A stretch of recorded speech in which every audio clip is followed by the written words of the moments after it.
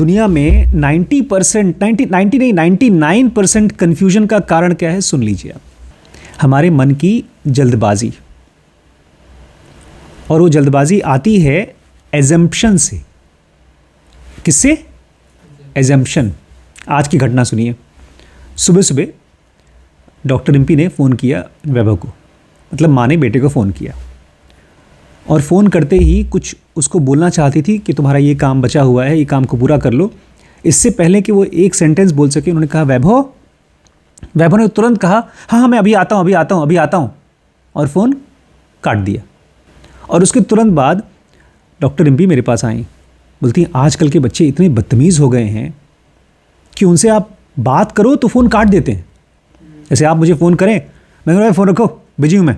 मुझे लगा ये ऐसा कैसे हो सकता है यार, क्योंकि माँ भी समझदार और प्यार से भरी हुई, बेटा भी सेंसिटिव। वो बोल रही बेइज्जत कर दिया उसने मुझे, फ़ोन काट दिया, उसने मेरी पूरी बात सुनी नहीं।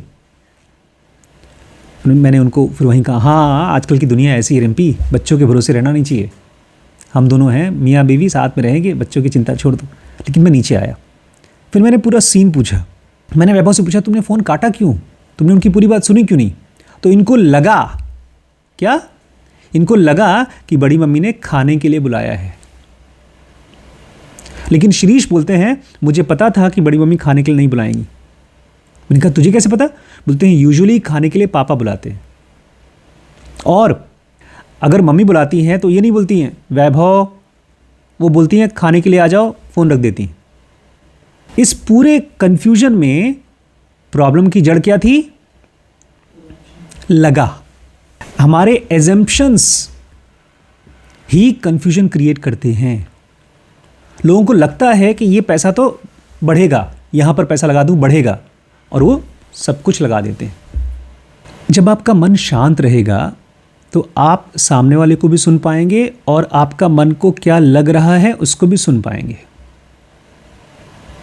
एक दिन मैं बहुत बड़े ऑफिसर से मिला, टैक्स के बड़े ऑफिसर हैं वो।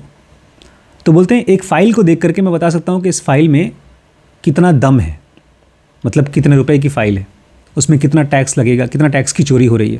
मैंने कहा फ़ाइल देख करके कैसे बता सकते हैं आप? बोलते हैं हम लोग फ़ाइल नहीं देखते, हम उस आदमी को देखते हैं, उसकी बॉडी लैंग्वेज को देखते हैं। हम अगर अपने माइंड को, अपने बॉडी लैंग्वेज को नहीं देख पा रहे हैं, इसका मतलब हम ज़रूर एक कन्फ्यूजन में फंसने वाले हैं।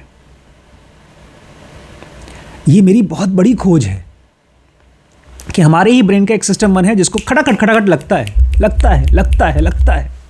अगर इस चीज़ को आप पकड़ सकें, अच्छा रुको मुझे लगता है ये चीज़ ऐसा है, तो आप उसको रोक लेंगे मन के अंदर और कोई कन्फ्यूजन नहीं होगा। फिर भी होगा, क्योंकि ये एजम्पशन बहुत फास्ट होता है, बहुत ही तेज़ी से होता है। लेकिन इससे भी पावरफुल है, इस एजम्पशन की जगह हमारे माइंड में ना एक खाली जगह है, स्पेस है, और उसमें थॉट्स चलते हैं। थॉट्स बड़ी स्पीड में चलते हैं, लेकिन वो स्पीड में तब चलते हैं जब अवेयरनेस की मात्रा कम होती है। जैसे एक्सीडेंट कब होते हैं, रोड एक्सीडेंट्स कब होते हैं? जब गाड़ी तेज़ चलेगी, दिमाग इधर उधर होगा। लेकिन सबसे ज़्यादा एक्सीडेंट होते हैं रात को। रात को चीज़ें दिखती कम है। मैंने अक्सर देखा है, मुझे रात को गाड़ी चलाना पसंद ही नहीं। जो नॉर्मली आपको दिख रहा है शायद 5 किलोमीटर दूर, रात को दिखेगा आपको आधा किलोमीटर दूर। ऐसे ही हमारे माइंड में जब हम जल्दबाजी में होते हैं तो ये समझ लीजिए अंधेरा होता है, और अंधेरे में बनते हैं एजम्पशंस। कृष्णमूर्ति जैसे लोगों को, या साईं बाबा जैसे लोगों को, या रमण महर्षि जैसे लोगों को एजम्पशंस नहीं होते थे, क्योंकि उनके मन में इतना ज़्यादा उजाला होता था कि एक थॉट चला और वो बना एजम्पशन, और उनको दिखा और चुपचाप वापस चला गया। एक थॉट आया, वो बना एक्सपेक्टेशन। इसलिए कबीर क्या कहते थे? धीरे धीरे रे मना, धीरे से सब होए, माली सींचे 100 घड़ा, ऋतु आए फल होए। मतलब समझे? ए मन, इतनी जल्दबाजी मत कर। बार बार तुझे लग रहा है कि ये हो जाए, वो हो जाए, ऐसा क्यों नहीं हो रहा, वैसा क्यों नहीं हो रहा। तो कबीर कहते हैं ए मन, धीरे धीरे चीज़ें होती हैं। धीरे धीरे रे मना, धीरे से सब होए। सब कुछ धीरे धीरे होता है।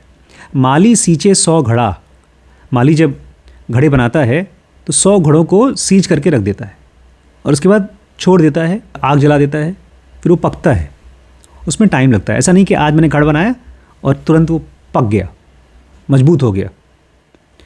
ऋतु आए फल होए, और एक आदमी किसान पौधा लगाता है, और फल कब आता है? जब सीज़न आता है। और हम एक्सपेक्टेशन करते हैं तुरंत। हमारा सिस्टम 1 चीज़ों को फटाफट चाहता है। कोई चीज़ सही या गलत नहीं है, बस हमारे मन का जो आया थॉट और मुझे वो चाहिए, और उसके ऊपर हम एक्शन भी ले लेते हैं। यही मिस्टेक है। अज्ञान मतलब हमारे एजम्पशंस को, हमारे मन में जिसको लगा कहते हैं, वो उसको खुला छूट, जो लगता है वो कर। एक आदमी थोड़ा बहुत चोरी करता है बचपन में, उसको कॉन्फिडेंस आ जाता है, उसको लगता है कि अब कोई कुछ नहीं करेगा। फिर वही आदमी थोड़ी बड़ी चोरियां करता है, फिर वही आदमी बड़ा स्कैमर बन जाता है, क्योंकि उसको लगा कि कुछ कोई पकड़ेगा तो है नहीं, कोई बड़ी प्रॉब्लम तो है नहीं। हमारा मन भी ये कहता है कि अगर मैं गलत काम कर रहा हूं तो पहले उसको पकड़ो जो मुझसे ज़्यादा गलत है। लेकिन सही होता है जब आप अपने एजम्पशंस को पकड़ना शुरू कर देते हो। अपने अंदर के एजम्पशंस को हिंदी में क्या बोलेंगे? लगा, अंदाज़ों को। नॉर्मली हमारा माइंड अंदाजे करता है, उसकी ज़रूरत होती है। हम अल्ट्रासाउंड कर रहे हैं, अंदाज़ा लगा रहे हैं कि हाँ इस पेशेंट को क्या बीमारी है। हम कहीं यहाँ से कहीं बाहर जा रहे हैं तो हम अंदाज़ा लगाते हैं कितना पेट्रोल चाहिए। हम बैंक से पैसा निकालते हैं तो अंदाज़ा लगाते हैं कितना खर्चा होगा। हम मार्केट से सामान लेकर आते हो तो अंदाज़ा लगाते हैं कि कितना हमको आटा चाहिए, कितनी सब्जी चाहिए। अंदाज़ा लगाना ज़रूरी है, लेकिन 24 घंटे अंदाजे में ही जीना और हर अंदाजे पे एक्शन लेना, ये खतरनाक हो जाता है। तो 99% गलतियाँ क्यों होती हैं? क्योंकि हम अज्यूम करते हैं, अंदाज़े लगाते हैं।